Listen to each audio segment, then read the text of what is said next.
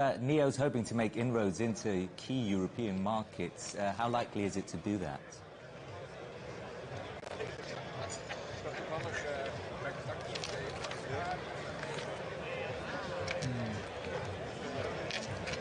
Well, the EU market, the European market, absolutely crucial for those looking to try and sell electronic vehicles. China is the biggest market for electronic vehicles, or EVs, around the world, but Europe is that rapidly rising portion of the global market, particularly if you look up to the Nordic states. If you look up to countries like Norway and Sweden, around half of vehicles sold last year were EVs. But here in Germany, that's seen as the crucial way in. Of course, China has already an established business link when it comes to the automotive industry with Germany. That symbiotic relationship really tends to work at the moment, that China sends components this way and cars go the other.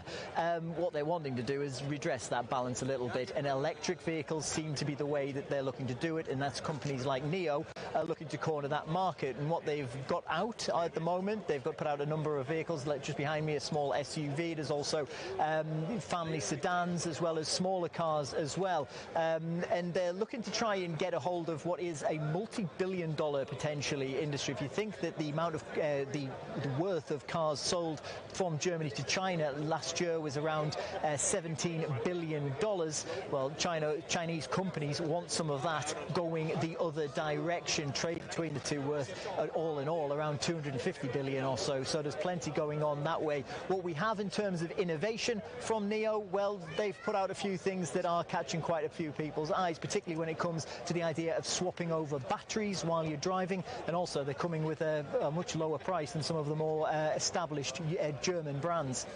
And we can hear you're at the launch there. What have the products gone down like?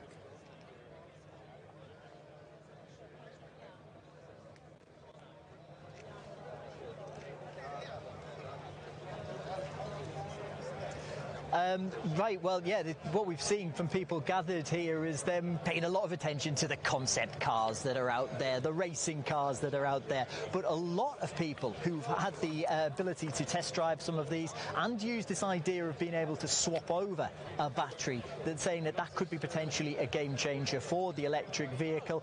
What that essentially would mean is a little bit like you would drive up to a petrol pump these days and fill your car up with petrol, diesel, whatsoever. Now you would drive up to a battery swap over station and literally swap over the battery. If they do that, if they build these facilities, then there is a chance of them selling a lot more vehicles. But it really is a case of they're going to have to build that first before people will buy them. The big problem in Germany is there really isn't the infrastructure for electric vehicles just yet. Anecdotally, from speaking to people who have them here in Germany, that's the big issue, is particularly if you're in cities like Berlin, is finding a charging point, a public charging point, as a parking space on your street can be a bit of a battle to get parked in one of them. So a case of if they build it, they will buy them.